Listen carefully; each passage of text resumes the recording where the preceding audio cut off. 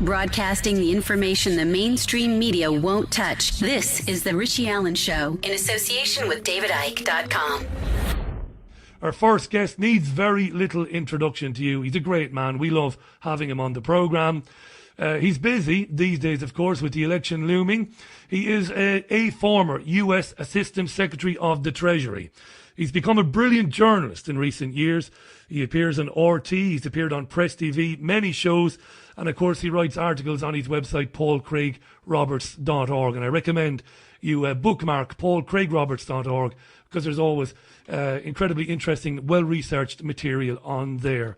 Let's welcome him back. Paul, welcome back to the programme. How are you? Pleased to be with you again, Richie. Well, thanks for doing it, because I don't patronise you when I say, you know, you're busy. I know how crazy it is, particularly with the General Assembly going on at the moment, particularly with Ban Ki-moon, Paul, saying today, and we're going to talk about some of the articles on your website in due course, but Ban Ki-moon has said we're suspending the convoy aid to Syria because the Syrians and those dastardly Russians blew up the convoy. Therefore, we've got to do that. The Syrians have killed more than anybody else has killed in the conflict over the last 5-6 years. Paul, how timely is this? How sceptical should we be about this so soon after the US were blamed for killing Syrian soldiers, that happening last Saturday? How do you read this? You mean the allegation that Russia and Syria blew up the aid convoy? Yeah, yesterday, yeah. Yeah, no, this is made up. I'm certain it's made up. It's part of demonizing Russia. You see, the United States, or Washington is determined to overthrow Assad and put Syria into the same kind of chaos that the United States put Iraq and Libya into. The purpose that Washington has is to destroy what were formerly independent states with independent foreign policies that did not follow Washington's orders. And the second part of Washington's intention is to create jihadism that can spread into Iran and into the Muslim provinces of the Russian Federation and China. So this is what Washington's scheme is. So whatever is reported by the Western media is whatever Washington wants them to report. There's no independent print or TV media in the United States or anywhere in the West. So if they say that Russia and Syria attacked the aid column, it's nonsense. I mean, why would they do that? There's no reason for them to do that. So it's part of the demonization. It's part of trying to build support for U.S. conflict with Russia and Syria. And I think that was the purpose of the U.S. assault on the Syrian army position. See, this was the first time that the U.S. had attacked Syrian forces. The U.S. was relying on jihadists to attack the Syrian forces. And so now the United States has itself directly attacked them. So I think the situation will deteriorate. The Russians have done their best to avoid conflict. They offer cooperation in lieu of conflict. But the United States is inclined to conflict. We were speaking yesterday with a former colleague of yours, Paul, Ray McGovern, the former CIA analyst. In fact, I was speaking off air with Ray, and Ray, you know, he has a lot of admiration for you and for what you do. And I'm thinking, I read your article today, which I've just tweeted, which is on your website, Will Russia Surrender? And Ray said to me yesterday, Paul, he said, Richie, he said, Putin has shown amazing restraint in the way he's handled, you know, the coup in Ukraine and everything that's happened since then. But Ray did kind of offer a note of caution, Paul. He said there are some very hardline nationalists in Russia that we should be very worried about, maybe not now, maybe not this year or next year, but at some stage usurping Putin, because these guys wouldn't show as much restraint, and then you might be in serious trouble. He also went on to say, Ray McGovern, that we're in a kind of a new Cold War, but maybe something more dangerous and more unstable than anything before, to echo what you just said there. What do you think of that? Well, I think the war we're in now is far more serious than the Cold War was. During my lifetime, every American president did the best they could to diffuse the tension between the United States and the Soviet Union. If you will remember, President John Kennedy worked with Khrushchev to defuse the Cuban Missile Crisis, and part of the deal was that Kennedy took the American missiles out of Turkey. You may remember that President Nixon achieved the SALT I, Strategic Arms Limitations Treaty with Russia. He also achieved the anti-ABM treaty. If you remember, President Carter achieved the SALT II. President Reagan ended the Cold War with Gorbachev. All these presidents worked to get rid of the possibility of conflict between the nuclear powers. Now, since the Clinton regime, the presidents have worked to increase tensions. Clinton broke the promise that George Herbert Walker Bush had made to Gorbachev in exchange for Gorbachev's agreement for the reunification of Germany. President Bush said that the United States would not move NATO 1 inch to the east. Now, the President George Herbert Walker Bush kept that agreement, but when Clinton got in office, he took the former Warsaw Pact, the Eastern European countries, put them into NATO and took NATO right to the Russian border. And then when George W. Bush got in, he pulled out of the anti-ABM treaty and began the process of putting missile bases on Russia's border. You can see how much the tensions have worsened under Obama, who organized a coup in Ukraine, overthrew an elected government, stuck in an American puppet, started the conflict with the Russian provinces in eastern and southern Ukraine, and now has entered into the conflict in Syria directly in a way that is confrontational with Russia. So these are enormous risks, enormous provocations.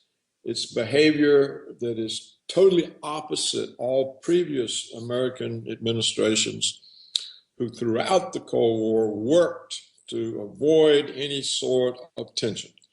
So I think this means either the Russians will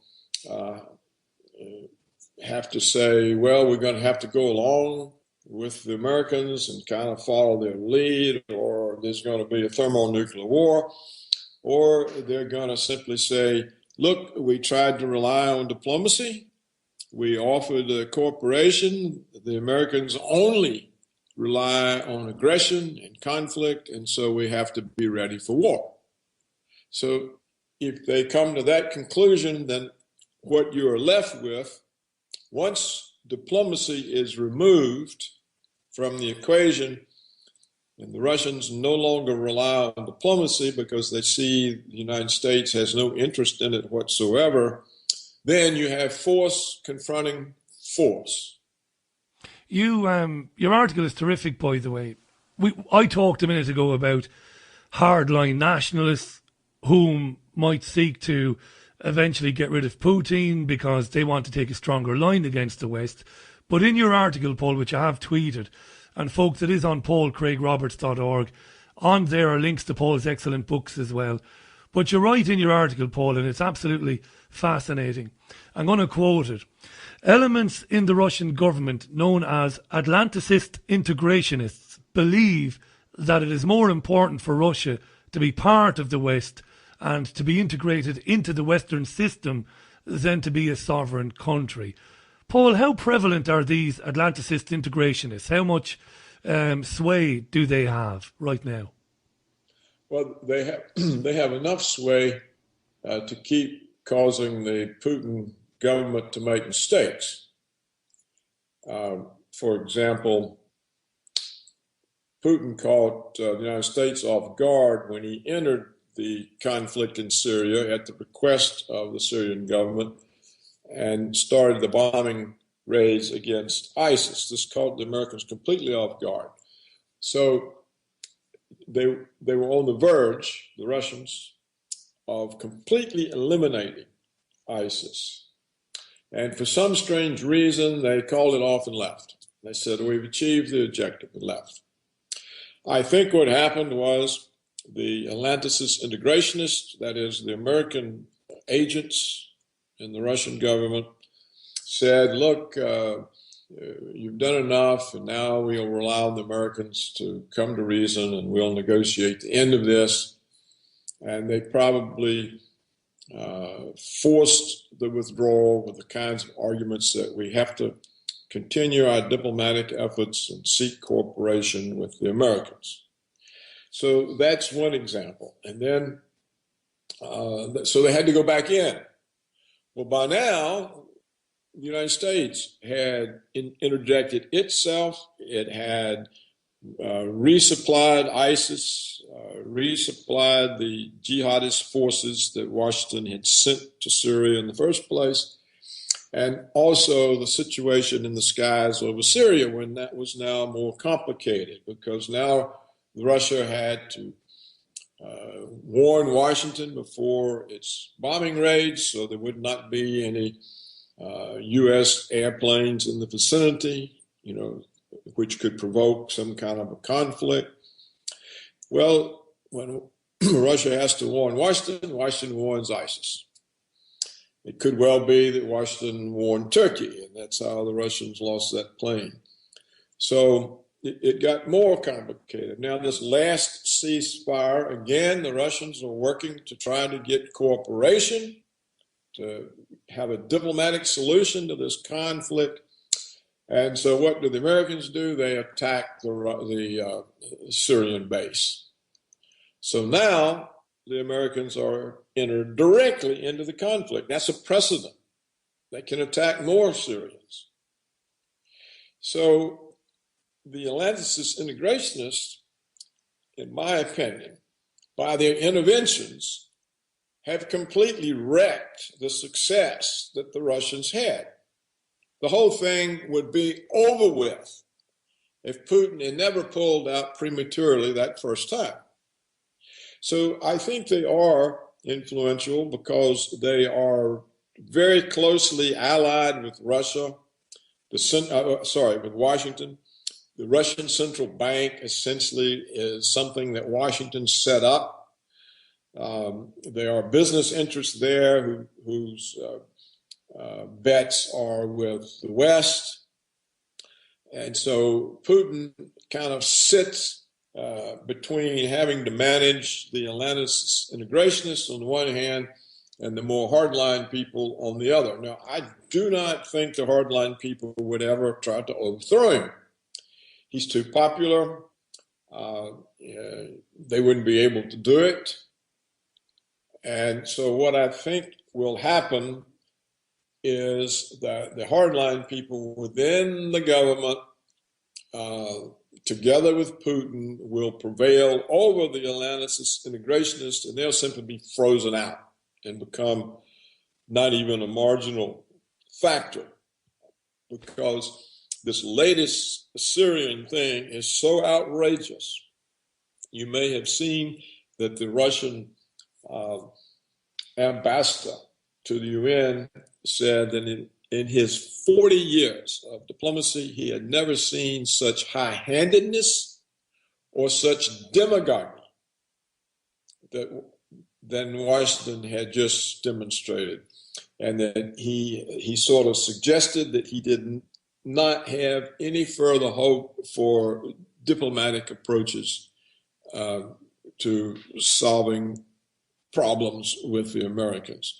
So it looks to me like the Putin government can no longer pretend it has a partner in the West with which it can make deals or negotiate settlements. I think any further talk of peace deals with Washington, it's not likely to happen. The Russians have to know by now that they cannot trust Washington, that Washington is not interested in settlements. Washington is interested in prevailing and is determined to throw Assad out. No matter the whole what. strategy of the neoconservatives is to use jihadism to destabilize not only Syria, but Iran, and then to have it to go into the Russian Federation and into the Muslim province in China that borders Kazakhstan. So it's Washington's tactic and strategy for dealing with Russia and China. We're talking to Paul Craig Roberts, folks. Paul is, of course, a former U.S. Assistant Secretary of the Treasury. His website is paulcraigroberts.org. Now, on his website there's an avalanche, not an avalanche, there's an archive, what's wrong with me?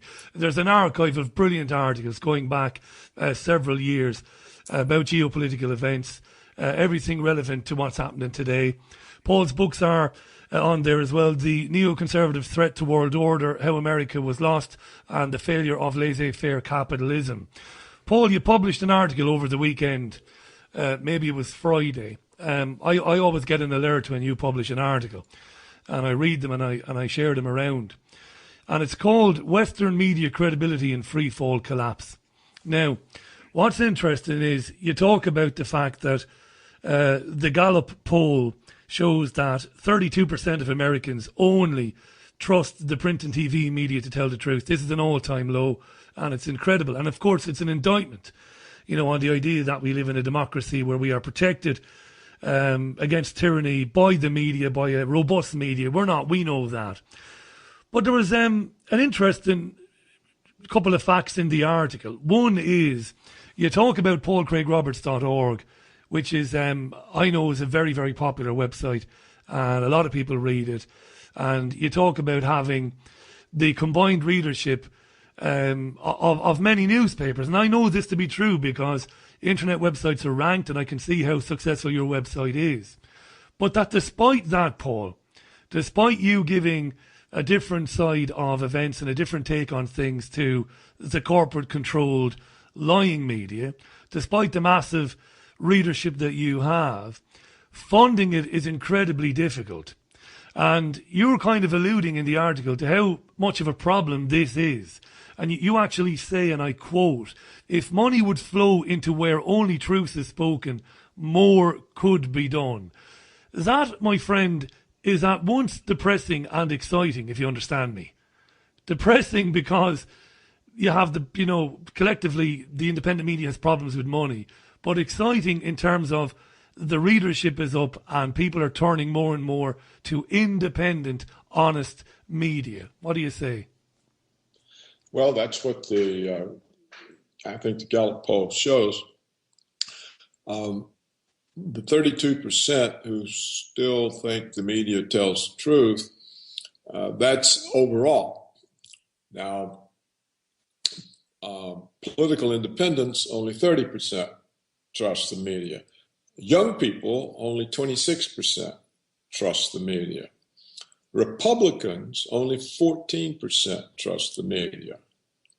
So the way you get the 32% is that old people, 38% of them still trust the media because they come from a time when you could sort of trust it.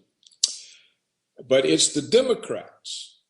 The Democrats are the only group in the United States, a majority of whom still trust the media. According to the poll, 51% of Democrats, American Democrats, trust the media. So, and you can see why, because the Democrats, particularly the older ones, they believe that it was government that saved America from the Great Depression. And since the media today is totally supportive of the government, then that trust in government spills over to the media. So as these older Democrats die off, then the trust rates of Democrats will start falling toward those of Republicans. So how did this happen? Why? I don't think it's because people read me or listened to you or read other things and realized the media was lying. I think they've just come to see that. They can see the total one-sidedness. They've heard media figures say, we're doing everything we can to elect Hillary. Well, the media is not supposed to be partisan. It's supposed to try to find out what the actual news are, what the actual story is, and give it to people. It's not supposed to be out there with an agenda. And people see that now. And they've also learned that the government has gotten away with massive lies and criminal actions, and the media is not after them. They realize that, in fact, the media essentially are cheerleaders for the government, cheerleaders for war, cheerleaders for the police state. Just the other day, the Washington Post, which was once a real newspaper, published an article that sort of endorsed the story that Vladimir Putin and Donald Trump were in a conspiracy to poison Hillary Clinton. And they quoted some Nigerian doctor who said that Hillary's illnesses, her obvious illnesses, are due to this conspiracy by Trump and Putin to poison her. Now, when you get that kind of nonsense in the Washington Post, I mean, this is such a low level. This is kind of like the supermarket tabloids, where you see headlines like "I was abducted by space aliens." Yeah.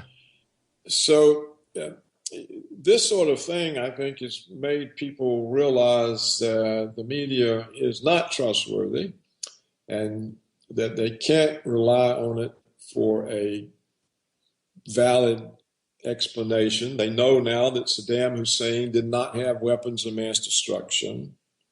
They know now that the Libyan thing was a disaster. The latest polls also show that a majority of Americans no longer believe the 9/11 story. They don't know exactly what the truth is, but they don't believe the official story any longer. And so we see the sort of overreach, the propagandistic nature of the entirety of the Western media, print and TV media. I'm not talking about the internet. and people have caught on. So I think that's the reason the media was not able to prevent Donald Trump from getting the Republican nomination. They went after him, all out after him. And the people just sloughed it off. They didn't pay any attention. They went ahead and voted for him. The same with Bernie Sanders. The media went after Bernie Sanders. In actual fact, Sanders won the Democratic nomination. It was just stolen from him. And so when you see that, you can see that the media has lost its ability to control the explanations and to control the American population or the way it sees things. So that makes it easier for us who try to approach these issues in a realistic and truthful way, because the people no longer trust the print and TV media. Another thing that happened, you see, they got rid of the anchors like Peter Jennings, Dan Rather. In my view, they weren't all that objective. They tended to be more liberal than conservative, but they were known factors. People, they came out of journalism. And now we get all these pretty faces, these pretty blondes. Nobody knows who they are. They don't really have, they're just a face. They don't have any media credibility. They didn't come up as journalists, winning prizes, breaking stories. And so the media organization itself doesn't have the kind of impressive clout. And we also have the problem that Clinton let 6 mega companies buy up 90% of the media.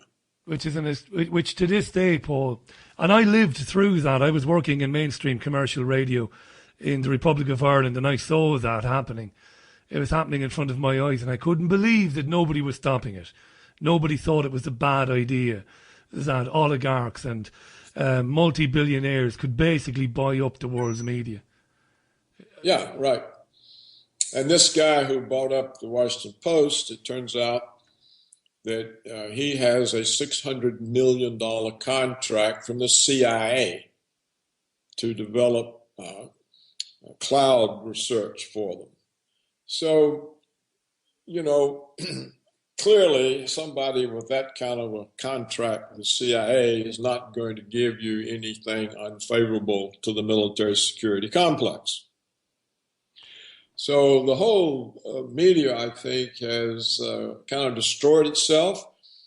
We also have the German editor, the former editor of the Frankfurter Allgemeine Zeitung, Udo Volke, who published that book 2 years ago, which said he himself routinely published stories in his newspaper handed to him by the CIA, and that there was not a significant journalist anywhere in Europe that was not on the CIA's payroll.